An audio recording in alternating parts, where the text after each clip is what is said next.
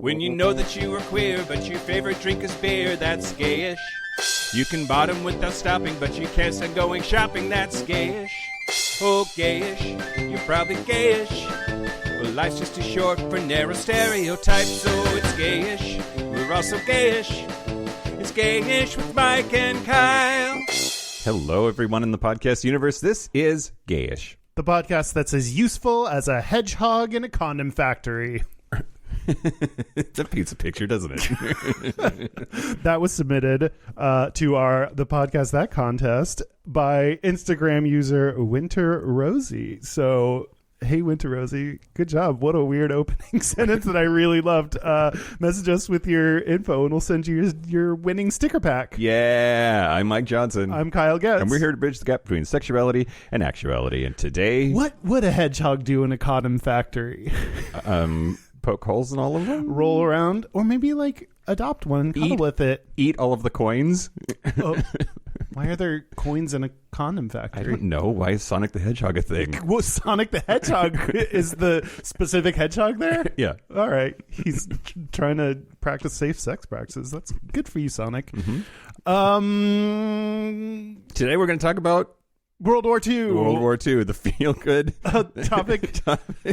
topic I never would have picked on my own, but thank you, Mark Wolcott, a Gap Bridger, for requesting this and making us look up history. Yeah, absolutely. But first, a quick correction. It's not that big of a deal, but I just want to throw it out there.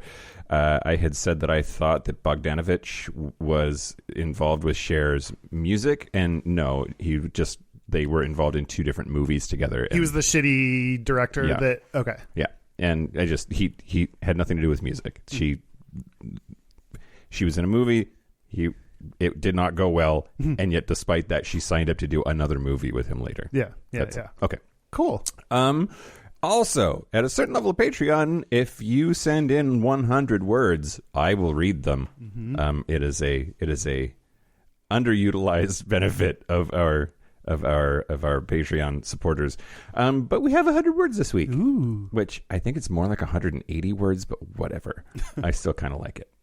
Comes to us from Trent Bullock. Dear Mike, Kyle, and fucking And again, Dan. You're not reading the 100 words right now. You're reading the email containing 100 words, which is still very odd to me. Great. Deal with it, Kyle.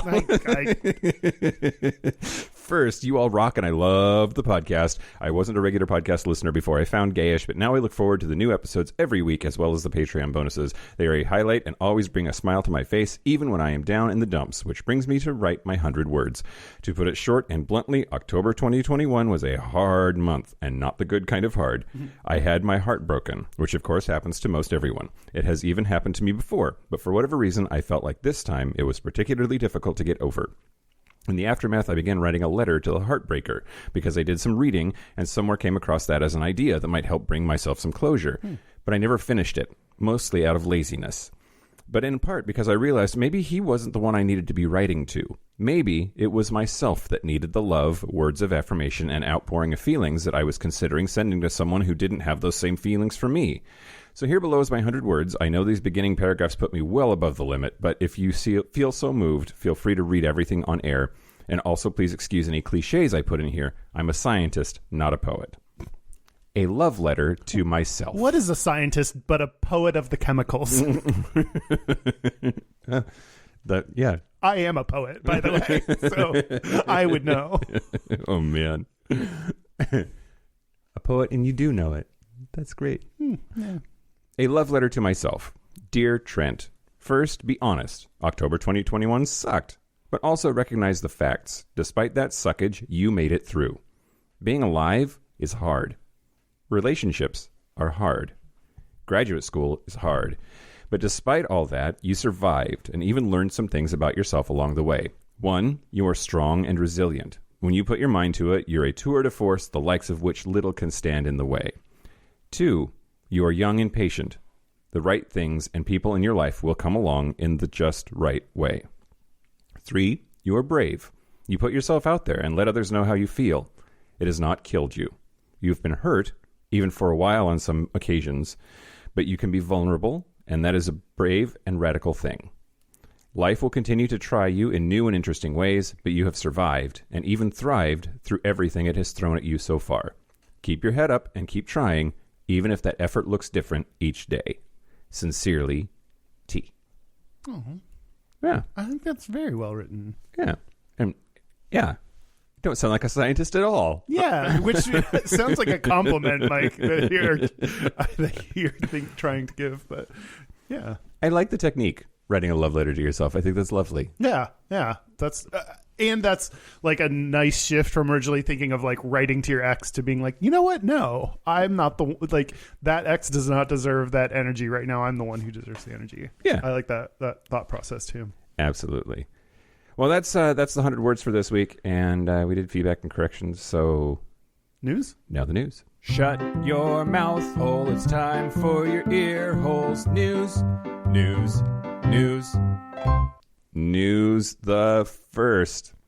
The United States Navy has launched a ship named after Harvey Milk. Yeah, on theme today. Wow. Yeah. Yep. Yeah. The Navy, the gayest branch of the military, is officially Continues christened, that tradition. is officially christened and launched the USNS Harvey Milk. So if you don't know about Milk, we've talked about him on the show before, but like Harvey Milk is a big deal in gay rights. He was the first openly gay man in U.S. history to be elected to public office in 1977. He was elected to the San Francisco Board of City Supervisors, and then tragically, a year later, he was assassinated by Dan White, another city supervisor who had lost his job. He pled the Twinkie defense. You know, we've talked That about was this. on Patreon where Dan detailed the Twinkie defense. Oh, well.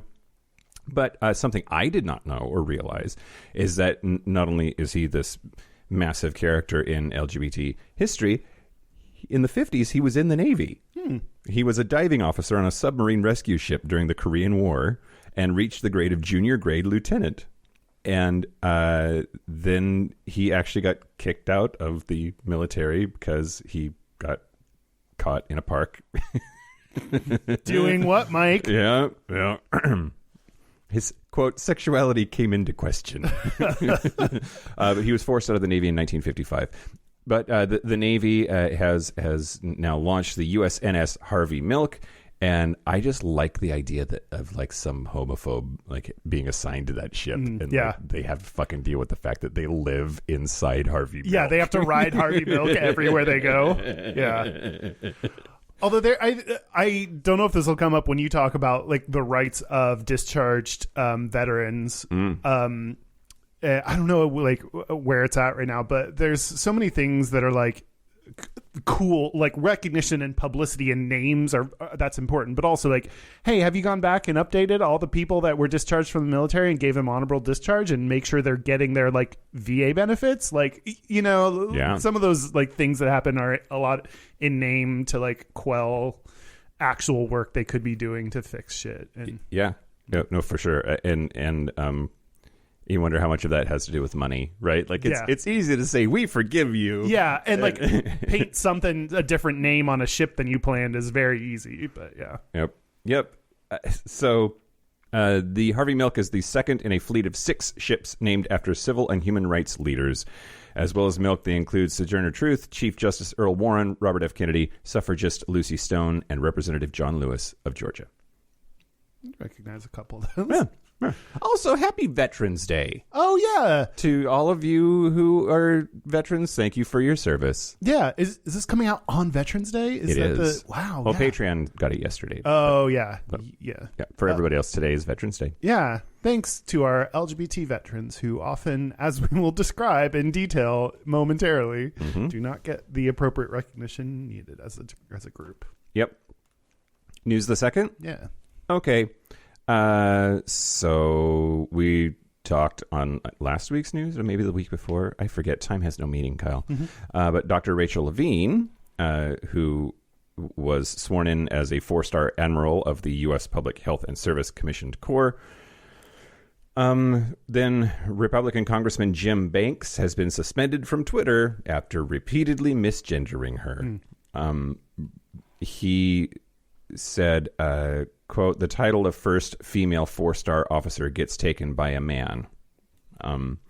And Twitter removed that tweet because it violates their rules. They cited their hateful conduct policy, which prohibits, quote, targeting others with repeated slurs, tropes, or other content that intends to dehumanize, degrade, or reinforce negative or harmful stereotypes about a protected category, which includes targeting, misgendering, or dead names of trans people. He then has he did that on his official congressman Twitter. Oh, shit. So then he went over to his personal Twitter and said, he tweeted, Twitter has suspended my official account for posting a statement of fact. All caps, fact. Fucking white Republicans love facts, Yeah. Kyle. They're real good at So facts. good at, yes. You know when you capitalize the word fact, it must be true. Oh, my God. Yeah, yelling something always makes it more true. Yeah. I won't back down. I'll be posting on my personal account for the time being. Please retweet this message and follow me. Big tech must be held accountable. They don't have to agree with me, but they shouldn't be able to cancel me. If they silence me, they will silence you. He just threw a big old fucking hissy fit, and I'm here for it. I mean, people that like serve in office having their Twitter account be canceled and claiming cancel culture is the perfect synonym or like the perfect example of like why that's not a thing. You hold public office where you're the one that's voting for shit. Closing your Twitter account is not canceling you because you still have a fucking vote. Like, it's just insane. Yep, for sure. For sure. And your freedom of speech does not apply to Twitter. Yeah. You have a severe misunderstanding for what the First Amendment says, as most Republicans do when they claim it. Yeah. Yep. Anyway, fuck that guy. Fuck his Twitter. Yeah. Fuck the world. Great. Okay, great. News the last? Yeah. I saved the fun one for last. Ooh. So, yeah. So, how do I want to do this? Cal Penn of Harold and Kumar fame Oh, yeah. came out this week. Cal Penn sounds like a baseball team I didn't follow. Right, or yeah, something. exactly. Yeah. I got my first degree in accounting from Cal Penn. Yeah, so he came out this week and announced that he and his partner of 13 years are getting married.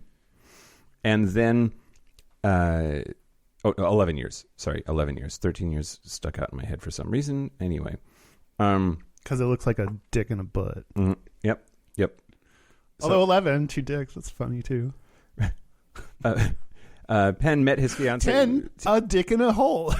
So many good numbers are in this area. Yeah, gays, stop having anniversaries at 10. That's the perfect one. You just stop. You could just stop there.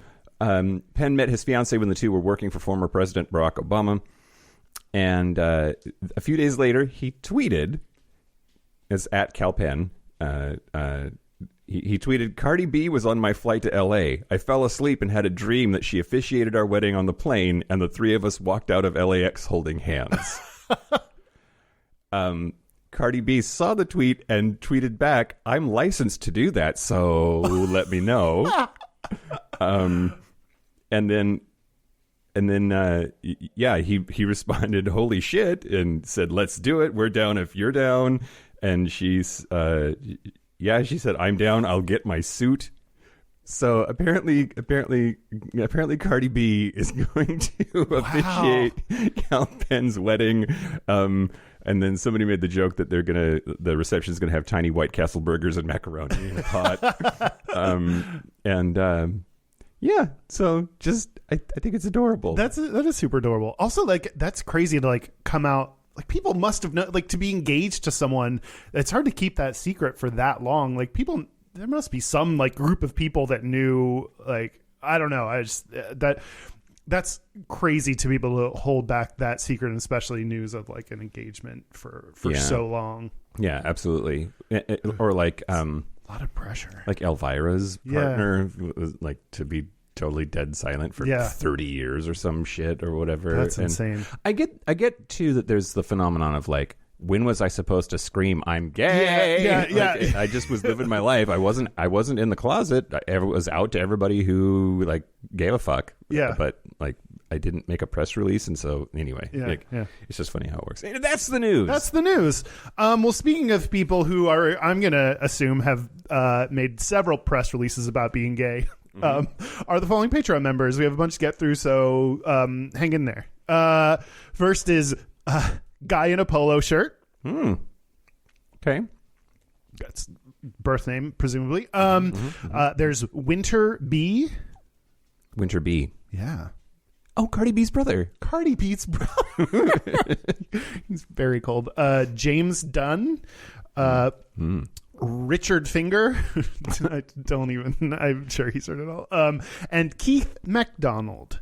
So thank you to all our new Patreon members. You can become a Patreon member by going to patreon.com/gayish podcast. Among things that we do that with money we get there, it's able to support us. Like we recently traveled to Yakima to both like speak at their Pride and perform there. We pay Dan's salary with that money. We buy equipment. So we do a lot of great things and really appreciate your support. We absolutely appreciate your support. And we're getting close to like thinking we can probably bankroll a tour. It's just a question of when to do that and COVID responsibility and chances that y'all would actually show up, shit like that. Yeah, we had originally set a goal of $3,000 a month to do some kind of tour. So, yeah. Do you want to talk about World War II? Let's talk about World War II. Mark Wolcott is one of our Gap Bridgers, which after 3 months of being a Gap Bridger, you're able to come up with an episode topic. I think it's a really great way to encourage us. I wouldn't say force, because we all agree on that. We all chat and agree on the topic, but like it really encourage us to do things I would not have picked to research World War II. You like history, and I as an adult, I'm liking it better, or like coming to understand how important it is to like relating it to modern day like shit. So and LGBT history is now particularly very interesting to me. But so thanks for encouraging us to do this, Mark. I learned some shit, and hopefully you at home will learn some shit too. Yes. You should never learn anything from this show, though, just so everyone knows. We are not doctors, nor should we be listened to. Do you want to say stuff? Do you want me to? Are you going to, like, I don't know. All of this is history, so you kind of had your history of segment squelched. Yeah, exactly right. And I think I do want to give a brief sort of overview, and I'm talking like 30,000 foot view, just to sort of put World War II in context when it comes to queer people and LGBT issues, right? So the 20s, there's actually a lot of gay shit that's happening in the 20s. If you look at gay history, there's our whole society, despite prohibition, had this like we were partying and fucking, and there was like a lot of sexual energy. So I think it's important to remember that there's this like roaring 20s. There's this like party time era that put a lot of things underground because of prohibition. And that carved out these spaces. Like, well, if we're all hiding from the authorities, because like even straight people are hiding from the authorities because they're getting wasted, that creates the ability for queer people to do the same. And they did. So then that's interesting, being like, now we're all illegal, you know, like there's something of obviously shitty, but like unifying about like you're a degenerate too, because you're drinking. So like we're part of this same group in a way. Yep, absolutely. And then the depression happens though, and that's pretty depressing. And a lot of shit changes really quickly, but that leads into the first prohibition is repealed in 1933. We're like, that experiment sucked. We're done with this. Booze for everyone. Yeah. Combined with this rise of nationalism in Germany, and that the Nazi movement starts rolling, and the United States is trying to stay out of it, right? Like our stated goal was that we're going to work on the depression. We're going to work on FDR's New Deal. We're going to work on our economic recovery. We are not getting involved. And then all of that comes to a head when Pearl Harbor happens, and then the United States has to enter the war. And it happens quickly. And that's important for some stuff we're going to talk about later. And then, the war is over in 1945. There's some like cleanup stuff that has to happen. But then basically everyone also very quickly rushes home. And that has these major impacts on gender roles, the way that our economy works. The creation of the American middle class is all post-war stuff. Suburbs aren't a thing really until the post-war years, and that creates a whole bunch of issues. And it's just a fascinating time for gay people because there's this zone right between World War II ending and McCarthyism and the communist witch hunt and the Lavender Scare in the 50s. That's actually kind of interesting and okay for gay people. There's like gay? yeah. There's this little period of time there, and this is something else that Mark wanted us to talk about. It also impacts then the gay ghettos or the gayborhoods or whatever you want to call it. These gay districts start to pop up in especially coastal cities. Anyway, that's broad brush strokes, sort of what we're in. I think it's important to recognize like all of these things that are these big major events ultimately affect queer people also. Yeah. And we were doing our best to survive, and World War II was surprisingly good for us in a lot of ways. So anyway, it's weird to. It was also very bad for us in a lot of ways. Right? Yeah. Should I? Maybe I can talk about Hitler's frenemy, Ernst Röhm. Okay. Can I go on my a thing? Yeah, do it. Okay. This will also tell you a little bit about the kind of chronicling Hitler, the rise of Hitler, World War II, from a little bit of a gay lens. But so Ernst Röhm, there are a lot of German words in here that I'm not going to say right, and I'm pretty indifferent towards your feelings about that. But he was born in 1887 in Munich. He served in the army. He was like big army person. He joined the army in 1906. He was injured multiple times in multiple different kind of involvements in the war. He was unkillable. There were there were times where he like got some like disease and was supposed to die, and he his face was kind of scarred from war injuries and so he. No, we're not going to do the hot Nazi thing. No, he just wasn't. We can if you want to do. It just wasn't him. So eventually he just basically was kind of stuck to desk duty. He was, after World War I, he was angered by the Treaty of Versailles that limited the German military to no more than 100,000 people. He believed in a very strong Germany, which that's ominous, once you know what happens, like that's in 1919 he was frustrated by both the political parties in Germany, so he joined a third, which was the German Workers' Party. Okay. Which was totally fine and nothing bad happened. Hitler joined the army around that party around the same time. They became friends. Eventually the main ruling party started. There's a whole ton of shit that I'm going to leave out because it's impossible to talk about all this in not a book form. But as part of the weakening main ruling party, Hitler and Röhm and this other dude started to plan a revolution, which is known as the Beer Hall Putsch. That sounds weirdly fun. Well, it depends on which it's I want to do a beer hall pooch. Come on.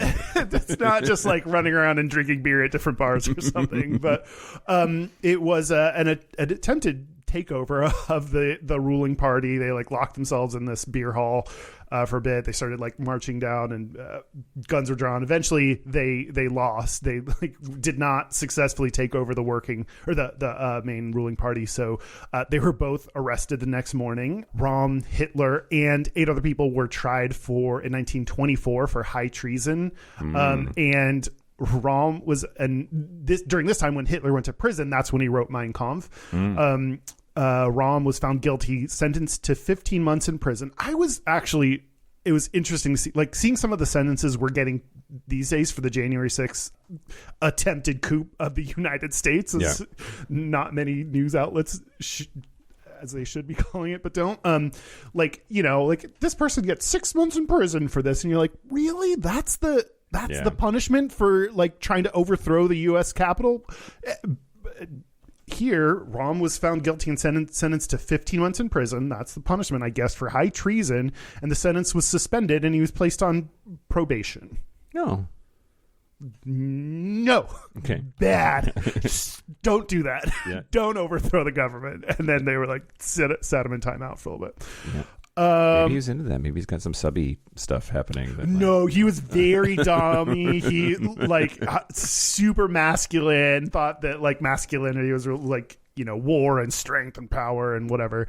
Röhm was sent to Bolivia or went to Bolivia in 1928. Joined the military there. The political party he was in, which would eventually become the Nazis, weren't doing great. Weren't taking over, but Hitler requested him to come back. He went there, and then in 1928, Hitler requested for him to come back. Hitler made Röhm the chief of staff of the SA, which the SA is the paramilitary group that they were not allowed to have over 100,000 in the military, but they were like, this group of people that we're collecting and organizing aren't military. Right. They're just random people with guns that we direct and organize. Yeah, they just like marching. Yeah. There's nothing wrong with that. Yeah. So he became the person that oversaw that group. Hitler put him as the person to oversee them. So he's the chief of staff. He during 1931, that same year, a leftist newspaper outed him as gay. So it was kind of a well-known secret within the Nazi Party that he was gay, but this is when it became a public scandal.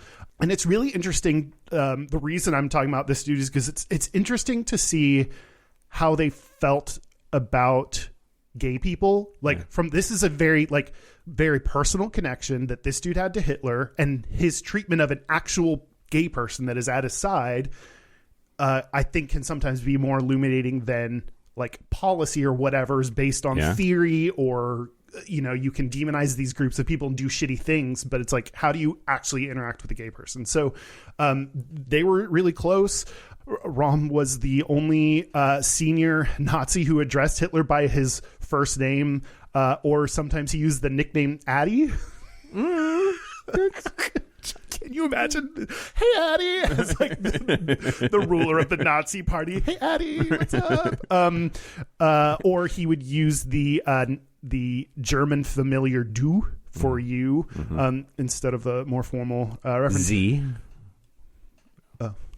Sounds like a gender neutral pronoun, but no.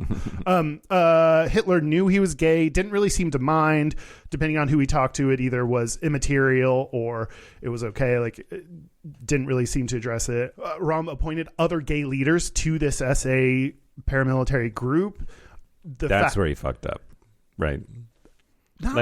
Gay we're fine with, but don't you start recruiting an army and like mobilizing gay troops to the top of the organization. Maybe. I mean, that might be. It's hard to know exactly what, point of this is his downfall. Spoiler. But the fact that he and Hitler were close started rumors that Hitler himself was gay. Parties that were opposing Hitler used Röhm apparently went to Berlin's gay clubs and stuff, was out, and other people used his gayness, the fact that he was out, to attack the political party, referring to him as Hitler's queer friend. Hitler even though at the time there was something known as paragraph 175, which was in place in Germany this entire time, way before even the rise of the Nazis, but it was either unenforced or gay people were allowed to be out and do shit. And Hitler originally protected him from elements of the paragraph 175. Is that during like the Weimar Republic times? That's a good question. Rom opposed that paragraph 175, but he still believed that he didn't like weak or feminine gay men. He thought that like gay men should be strong. He used the word for himself, which here we go, Gayish,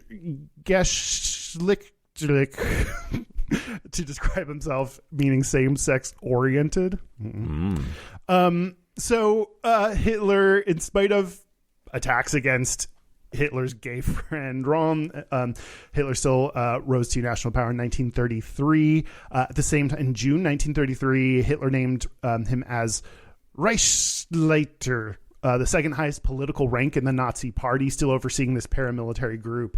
Also 1933, though, is the a turning point that a lot of articles I read pointed to as when they started cracking down on gay shit in Germany. So it's interesting that like in the same year that he was appointed to this really high rank, they also started cracking down and kind of eventually would turn on this dude. So in Germany, they started in 1933. They started shutting down gay clubs. They outlawed what they called sex publications. They banned organized gay groups, and Hitler's military advisors started to turn him against Rom. So there were other people that were in charge, like Himmler was the SS commander, which is another kind of paramilitary group within the Nazis. They were basically Rom had this very like strong vision of like the SA needs to take over everything, and Hitler was like no. So they had, I think part of it was this like political disagreement on the military and how the military should be involved, and his advisors saying like he's going to try to take over and he's going to try to like oust you. And so in 1934, Hitler personally arrested Rom and told him he could either kill himself or he would kill him. And Rom said he would not kill himself. And so he was killed. So that was a night known as the Night of Long Knives, when 200 other SA officers were arrested. There were estimates of 400 killed in this purge. Apparently that there's a lot of stuff that was like, I bet I learned that one point in time. But it was this big purge of rivals or potential rivals. And Rom was one of the people that, you know, other advisors to Hitler had said like he's dangerous. And so he killed his longtime friend. He then used, in spite of not really caring before, he used Rom's homosexuality as a justification when other SA, he's like, this dude was like the leader of the SA. So to like kind of explain to SA members why he used homosexuality as the excuse. And interestingly, Himmler, the dude who led the SS, this other group that was encouraging Hitler to like get rid of this guy, Himmler initially supported Rom, saying that the charges of homosexuality were manufactured by Jews. Sure. And then very quickly changed to, after that Night of Long Knives, it's called Night of Long Knives. Yeah. He changed to say that Hitler promoted Himmler, and then Himmler then became very staunchly anti-homosexual and like actively like worked very hard against. Evil fuckface assholes have been using the Jewish space laser excuse for a very long time. Yes. And it's interesting, like when you try to get a read on their actual feelings about gay people, it seemed like a lot of them didn't care and then just played that card when they needed to like get Hitler to get against it or get groups to be against them, or like they kind of just use that as their like trump card to be like, oh well, he was gay, so like fuck him or whatever. So that was mostly about like there is Hitler had this very long time friend that was that he knew was gay and was out, and they were pretty cool with each other until Hitler had him killed. Right. Yeah. So since I talked so much about like the actual Nazis and gay Nazis, I will mention a little bit that the Holocaust is, of course, not just shitty for Jews, but also for a lot of other groups, including gay men. The police arrested about 100,000 men during this period. About 50% were convicted. Some of them went to concentration camps. And those who were, it was particularly bad. Concentration camps were particularly bad for gay men. They were considered the lowest of the low. Estimates put the number anywhere from 5,000 to 15,000. Not only did gay men in concentration camps face discrimination from the German soldiers, but also from other members of the concentration camp as well. Some were beaten to death by other members in the concentration camp. SS soldiers sometimes use gay men for target practice by aiming at the pink triangles. Jesus. Even after camps were liberated, some of the prisoners were then re-incarcerated. Like the gay prisoners were I can't imagine, like, I'm free and now, like, as a result of the Allied established Federal Republic of Germany, homosexuality still not legal. No. It wasn't repealed till 1969. So some of them were re-imprisoned even after being liberated from the concentration camps. Jesus. So that's just a little bit about like gay Holocaust, but also like the gay members in the Nazi Party. It's I just did not realize there would be out gay people as Nazis, and I don't know, it just blows my mind that there's like such a level of like disassociation from other gay people that you somehow think that's okay, or I don't know. Yeah, well, in talking about like the Roaring '20s and how like we were like kind of out more, right? Like the Weimar Republic, I know, had like that had a lot to do with, it was more or less permissive about LGBT stuff, and so you end up with like gay bars in Berlin and gay magazines, and a bunch of stuff happens in the 20s. We took a big old step back because World War II. Yeah. And it sounds like 1933 seems like the year it's like really like went to shit for gay people in Germany. And that was partially noted by the killing of this dude.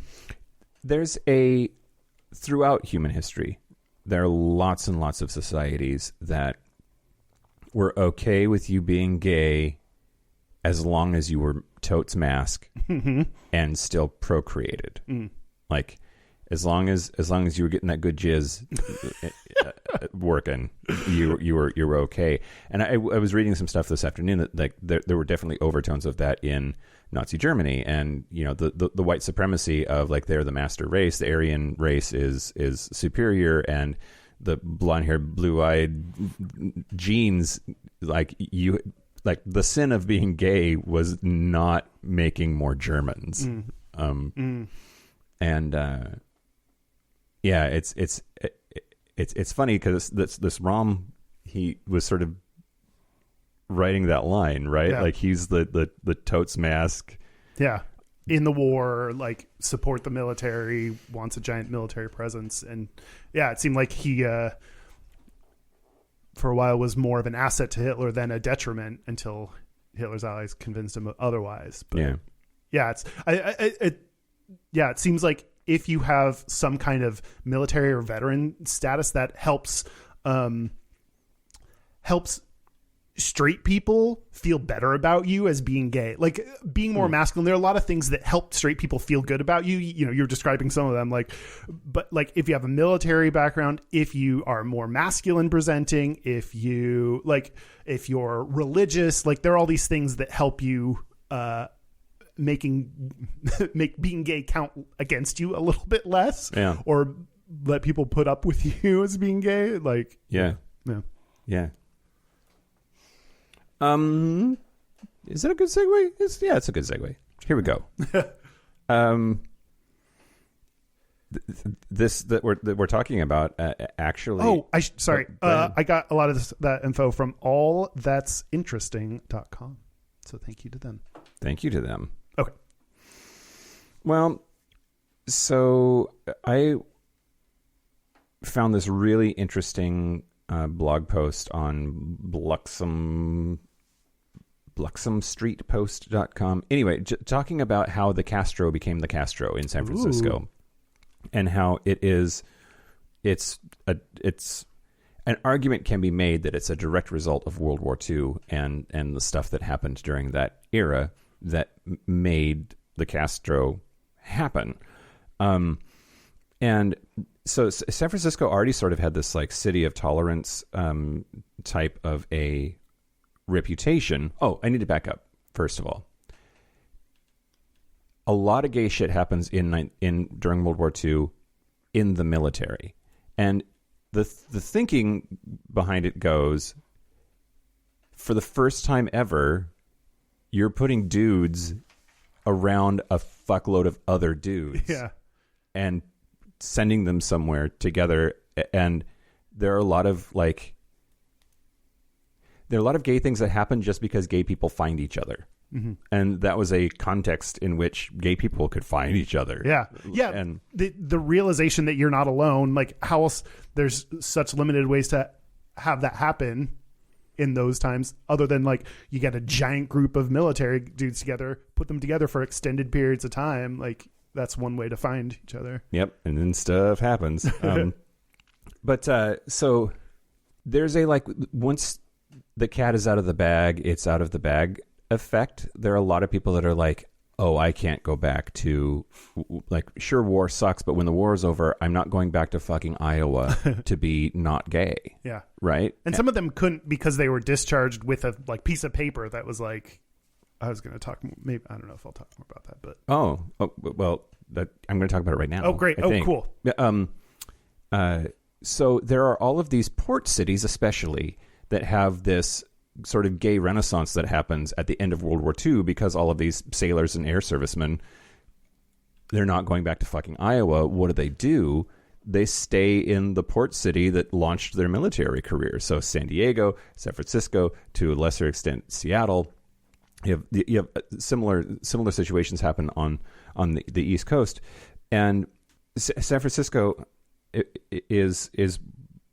San Francisco fits that whole thing, right? And as the war was ending, a lot of gays were moving back to San Francisco because they had known it as a city that was fairly tolerant. They'd had a good experience there, and it wasn't going back home to fucking Iowa. Mm-hmm. There's this place called Treasure Island, which I think is just a funny thing to say, but it's in San Francisco Bay, and it became a major embarkation and naval training center. So there are lots of servicemen and women that came to San Francisco on their way to and from Pacific battlefronts like Japan. And so Treasure Island sort of became this, like, that's where their career was launched, and then that's where they came back to. Also, the 40s were when we really started to crack down on gays in the military. We were dishonorably discharging people solely on the basis of their sexual orientation. And what's interesting is that when they were dishonorably discharged, they had to be debriefed, and that inevitably would happen at Treasure Island. Yeah, so Treasure Island, during World War II, over 12,000 men a day were being processed through Treasure Island for Pacific area assignments. But there was a hospital at the naval base on Treasure Island that had a psych ward, and they studied, they quote, Treasure Island was used to study and experiment on naval sailors who were being discharged for being homosexual. And I don't know, that is so creepy. Like, go ahead. Yeah, I wrote down some of the shit they did to people when they were discharging them. There were apparently abusive interrogations about the relationship. There's solitary confinement. They had either put them in hospitals or in queer stockades, they were referred to as a lot. They were physically abused, sometimes subject to humiliation in front of other soldiers. In some of the psych wards, they would perform experiments on them to see how they could identify gay people during the recruitment process to like basically avoid it. And one of the experiments was called the Gag Test. If the recruit did not show a gag reflex when they put a tongue depressor in their mouth, they were presumed gay. Guilty. The way people try to figure out if you're gay, like, is just, I don't know. It's insane. Yeah. And it's so sad because there was nothing wrong with them, right? So this article on the Castro says San Francisco's homosexual population had been growing steadily since World War II, when a number of military personnel from the Pacific Arena were dishonorably discharged in the Bay Area for their sexual orientation. And many other homosexual veterans remembered San Francisco as a tolerant, open-minded city and returned after the war. By 1980, it was estimated that 17% of the city's population, 115,000 people, were homosexual. Wow. And so there's this other thing that happens in a lot of places, not just San Francisco, where the 1950s roll around and there's all of this prosperity and growth and fucking babies popping out left and right, the baby boomer generation. And part of the migration pattern during World War II, a lot of people moved from the South, particularly African Americans, and settled in northern cities. Those urban corridors then experienced this phenomenon called white flight, where white people basically didn't like that there were all of these people of color that were moving into their city, so they moved out of the city and made suburbs a thing. That creates this really interesting pocket for there's cheaper rent, there's space available for things like gay clubs, and then the change in demographics also made it so that those cities tended to have more liberal and tolerant policies towards gay stuff. Even if it's just like in New York, looking the other way, right? Like the Stonewall got to operate as a gay bar because the laws weren't being enforced and the mob was paying off the police. And but the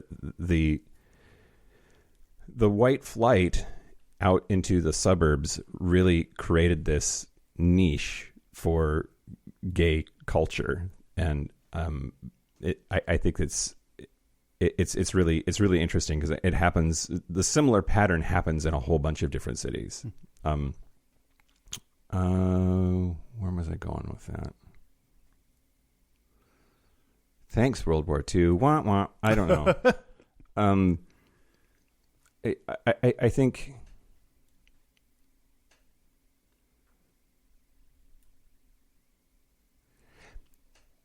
things wax and wane, right? Like there's the 1890s where like there's a little bit of time there when like gay stuff was kind of okay, and there's the 20s, and the Roaring 20s have this period of time where gay stuff is okay.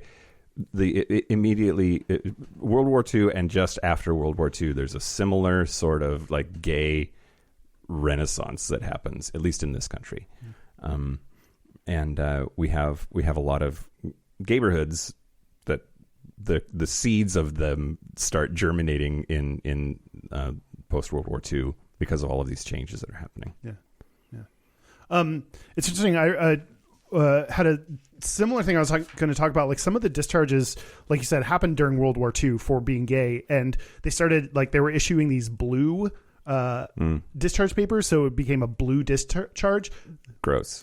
Yeah, sounds disgusting. You're probably gay if you have blue discharge. Do not Google blue waffle. What? Blue waffle? Yeah. Don't do it. Okay. At this point in like learning about stuff, you know, my curiosity doesn't get them. I don't want to, you know, sometimes I'm just like, I don't want to know stuff. Anyway, so both African Americans and gay people were discharged under this blue discharge, which was not dishonorable or honorable. It was something in the middle, but then the social connotation of what that meant came to lead it to be dishonorable. Even though not officially, the VA after the war said they would not like give the same rights to, or they would not provide benefits to people who got a blue discharge. A lot of the reasons, you mentioned people don't want to go back home. Like sometimes if you have a blue discharge paper, you can't go back home because people know what that means. So they kind of had to stay away, but then they couldn't get employment. There were like all of these effects of getting the blue discharge. And I think it's only I've been reading about in the past few years, like there's an article about an African-American soldier who finally got his blue discharge changed to an honorable discharge. Like, there's some bills that try to do this in mass, and other times. If you're experiencing a blue discharge, do whatever you can to clear that shit up. Contact Obama. I think. Should I tell you about something about a little bit of a gay haven during the World War II? Sure, yeah. These were the bells of World War II. There was in New Caledonia, which is an island off the eastern coast of Australia. It was an important Allied base. In 1942, it became the main U.S. Base for U.S. Navy in the South Pacific, largest South Pacific base aside from Australia. There were up to anywhere from 40 to 50,000 troops in this, in the capital of New Caledonia, which is Numu. You found it. Sure. And that was like almost equal to the population of the island itself. Yeah. So huge, like, half the people are these U.S. Navy men that live there.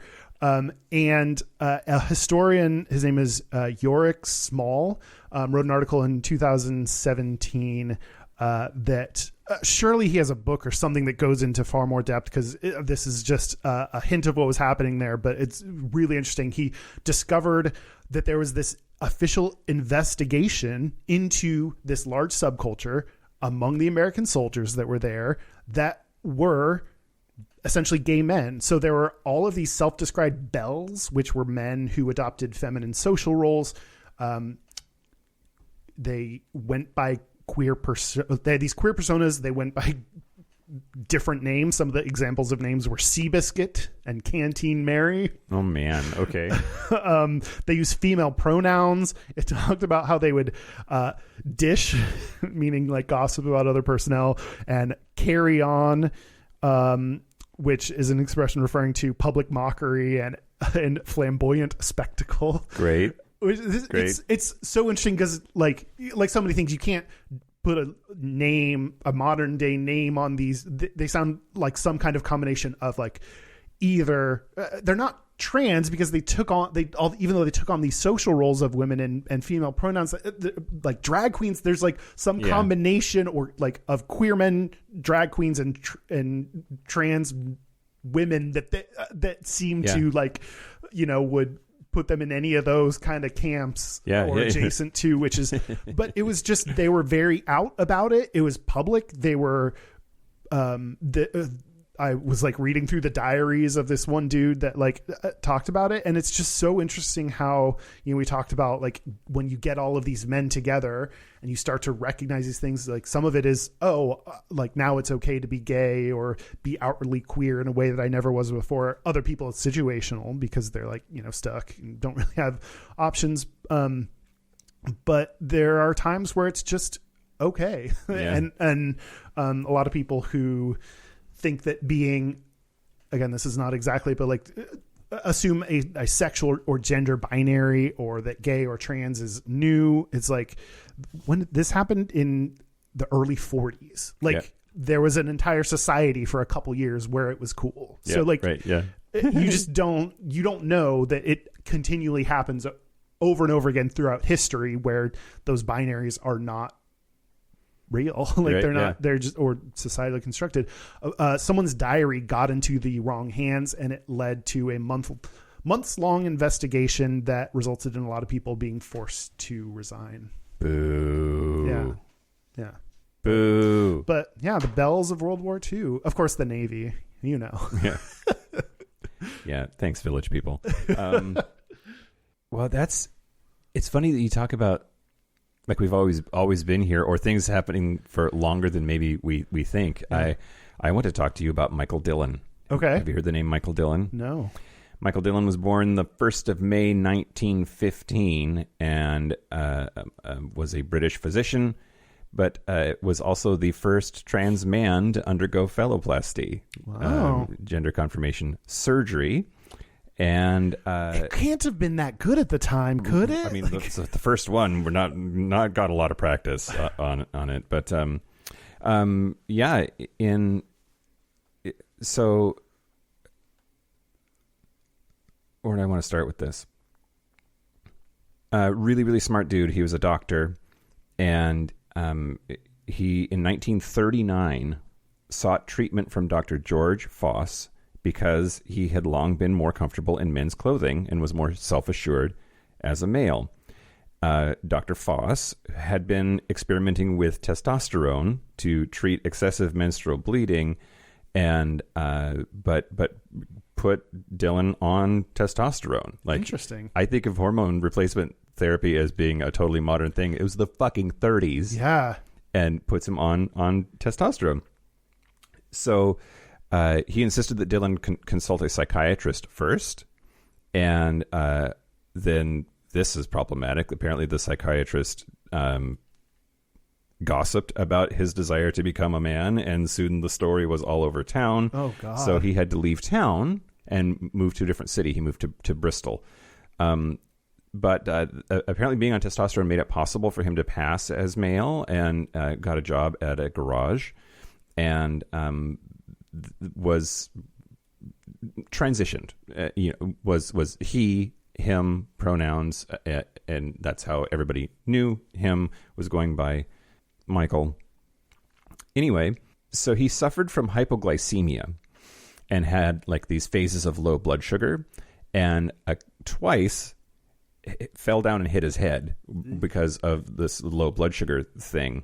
And the second time, he was in the Royal Infirmary recovering, and happened to come to the attention of one of the world's few practitioners of plastic surgery.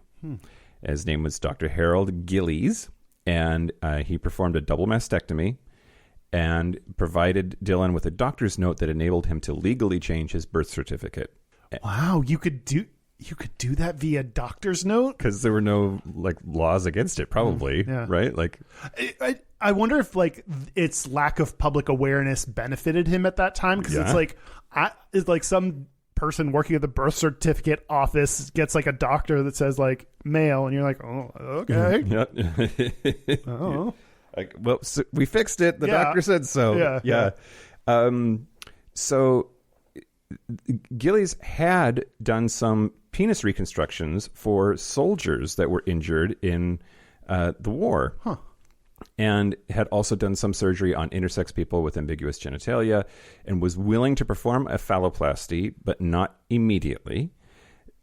He had so many wounded soldiers from World War II that he was booked solid and just couldn't get to Dillon.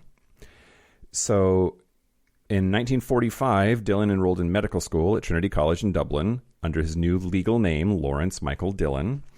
And he lied to the registrar he had his records altered to show that he'd graduated from an all-male school called Brazen Rose instead of the Women's College at St. Anne's. And so then Dr. Gillies performed at least 13 surgeries on him between 1946 and 1949. And a couple of interesting things. He officially diagnosed Dillon with acute hypospadias, which is actually a problem with penis formation. So he diagnosed him with having penis issues when the whole point was they were trying to make a penis. Interesting. Right? And the other thing is, despite the fact that he never went to the war, he blamed war injuries and used war injuries as an excuse to take some of these surgeries. Yeah. So, like, World War II's happening. I'll pretend, that's what's going on. Throw you into the same, He also had some, like, I think understandable psychological stuff happening. He, despite being straight, avoided forming close relationships with women. And he said he was afraid that, quote, one must not lead a girl on if one cannot give her children. And so he deliberately cultivated this reputation of being a misogynist and to keep women at arm's length or whatever. But there are lots of examples of like gender confirmation surgeries going poorly or resulting even in like where did it go? Oh, I erased it. Son of a bitch. I was going to talk a little bit at one point about the first vaginoplasty, which actually happened before. It was in the 30s, and but unfortunately she did not survive the last one. She developed an infection. Anyway, he survived it all and lived until 1962, was a doctor, and did had this crazy awesome medical career.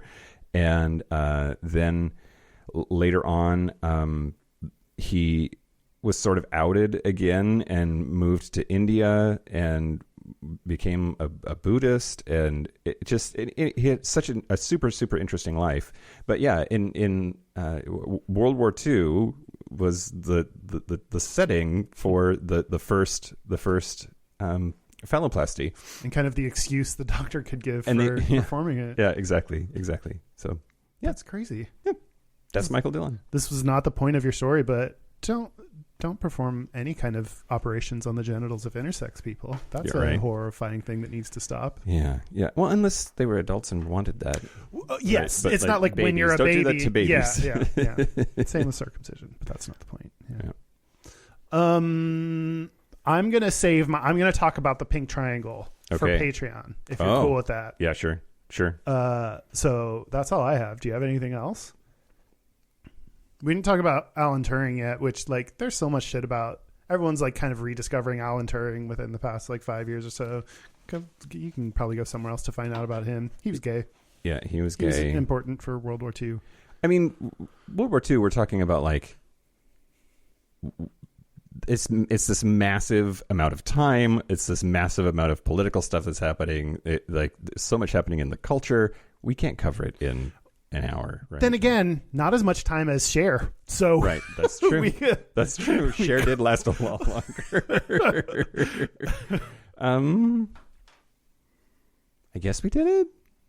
You seem to not know if you have any more segments or not. There's just so many other directions that we could go, right? Like there's a lot that we could still talk about, but like we just gave a taste. Well, you get a little nibble of gays in World War II. Yeah, what's most interesting to me is the conflict of how horrifying it is, especially for gay people and queer people in Germany as a part of the Holocaust.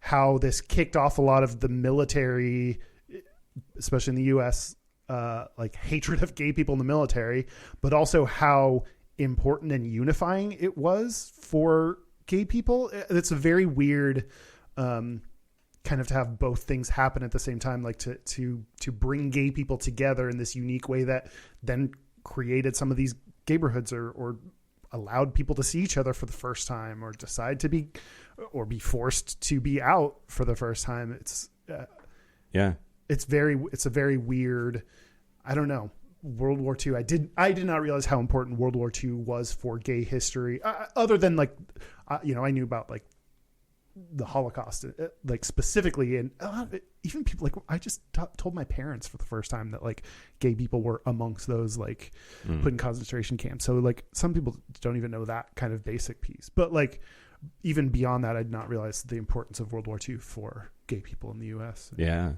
Yeah, me neither. So thanks, Mark. Yeah, thanks for getting to do a topic I probably would not have signed up for otherwise, and yeah, super interesting. Pink triangles at the break. Okay, should we take a break? Let's take a break. And invade Normandy or something. Poland? I don't know. Poland. Yeah, let's invade Poland. Pole land. Ooh, I'll land my pole. Jesus. This is the part where Mike and Kyle So are we back? We're back. We're back. Before we do our Gayest and Straightest, Okay, before. I want to do a couple program notes. Great. One, if you saw, we did a little giveaway after Dan's Patreon segment about chastity. He tagged the maker, CBX, of chastity products that, and then they got back to him and were like, hey, we'll give some chastity shit to your audience. So we had a little contest on Patreon. Anyone who was a $10 and up person and submitted a reason they wanted it. Announcing the winner, drum roll please, Denzel Boileau. Hooray, Denzel. Denzel, congrats, you are the winner of a gold chastity device from CBX. So A body like Arnold with a Denzel face. Now that's got to go on the... I don't know what that means. Okay, I'll explain it to you later. Okay. Do I have to be there when you do? So congrats, Denzel. So shoot us a message somewhere and give us your address so we can get it over to you. Yeah. One other thing, after a lot of trying to get my documentary out there, a lot of rejections and difficulty, or I guess Gayish Media is going to release it ourselves. So Yeah, we is. the first weekend of December, so December 3rd is when that's coming out. It's called For Attention. And yeah, we'll have more details on it, but just wanted to let everyone know that. Yeah, it's on the horizon. Somebody had asked during the Q&A episode too, and we didn't quite get around to that one. Yeah. So yeah, it's exciting stuff. Yeah. Exciting it's such a weird thing to like chronicle a personal documentary dealing with depression and self-harm is like a very difficult thing to get excited about. Yep. But also it is, I don't know. Yeah. I've been working on that I had worked on that for forever. So it'll be nice to, I don't know, have more than just a few people see it. Yeah, for sure. Hopefully. Yep. Get ready. Hold on to your butts, kids. It's coming. Hold on to your butts. Gayest and Straightest? Well, no, our website is gayishpodcast.com. Oh, right. That whole thing. Our social media, we're at Gayish Podcast on Instagram, YouTube, Facebook, Twitter, other stuff. Our hotline, you can send us text messages or leave us voicemails, is 5855-GAYISH. That's 585-542-9474. Standard rate supply. Our email is gayishpodcast@gmail.com. And our physical mailing address is Post Office Box 19882, Seattle, Washington, 98109. I would like to ask everybody to do the 4 R's. Rate, review, rubscribe, and recommend. It does indeed make a gigantic difference, even if you don't think it does. So do one or all of those, please, for my birthday, which fucking Dan's birthday is tomorrow when this airs, and mine is 2 days after that. And that's what I want, is for you to do one or more of the 4 R's, you fuckers. I don't do this often, but I decided to pop into the reviews, and it'd be nice if there could be some good ones up top. Is all I want to say, and I appreciate it. Yeah. Now you want to do our Gayest and Straightest? Yeah, sure. I'll go first. Okay, great. My Gayest is I bought a new skirt. Great. The first skirt that I bought is long and can kind of be it might look like I have MC Hammer pants on, maybe from you can't totally tell for sure that it's a skirt billowy. always. Yeah. So this one is a very clear skirt with pleats and everything, and I wore it out one night at 2 a.m. when I was taking Reynolds out the last time of the night, and so no one saw it, but I'm still counting it as wore it outside for reals. My straightest, someone mentioned this in the Patreon happy hour we had last week. Someone mentioned, we were talking about Lady Gaga and her acting, and I referred to A Star Is Born as that singing movie, and so I forget who, so you can let me know in the comments, mentioned that should be your gay or your straightest thing, is calling it that singing movie. Yeah, that's awesome. You can retitle anything you want to, as far as I'm concerned. You probably do a better job. Oh, you know what? I agree. I would go see that singing movie featuring that rah-rah bitch. So the gayest thing about me this week, there's a bar here in town called CC's. It's short for C Seattle, which I think is hilarious. Anyway, the first Saturday of every month they have fetish night, and I went and I wore. I kind of have a thing for metallic underwear, and now I own some, and I wore them. Huh? Like not just shiny, like metal shiny, but like actually made of metal. No, metal shiny. Oh, metal shiny. Okay, Yeah. that makes more sense. to me. Metal shiny. I don't know what it is. Something about it. I really, I enjoy it. Anyway, so yeah, I wore those out. But then the straightest thing about me is that I also wore jeans and a button up and did not take them off, so nobody saw them. Sometimes your fetish can be your own little secret. Yeah, it was. It was. I'll get there someday. I'll get there. Yeah.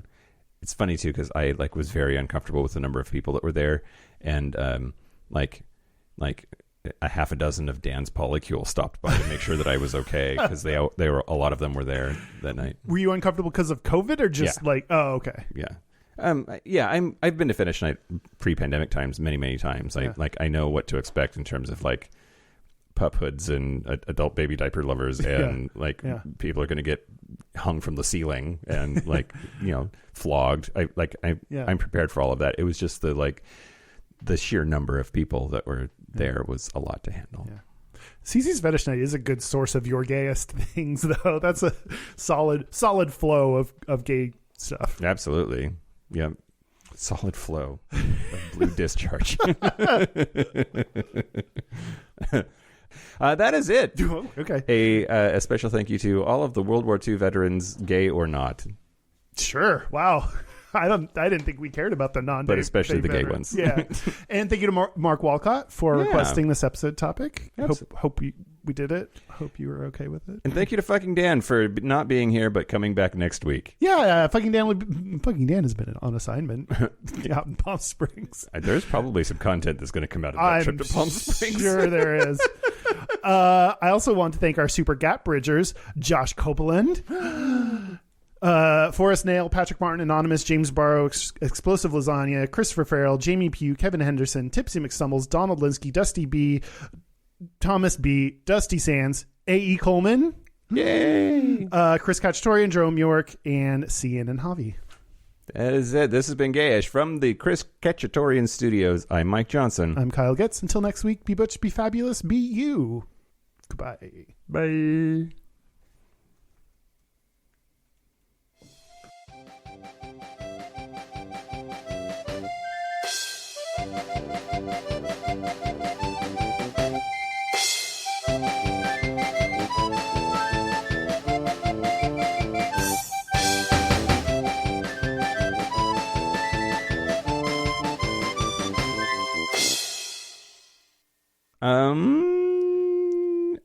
I forgot to. Carly, I don't know how to get it in here, but Carly and I were joking the other night about 6 degrees of separation, which I think is hilarious.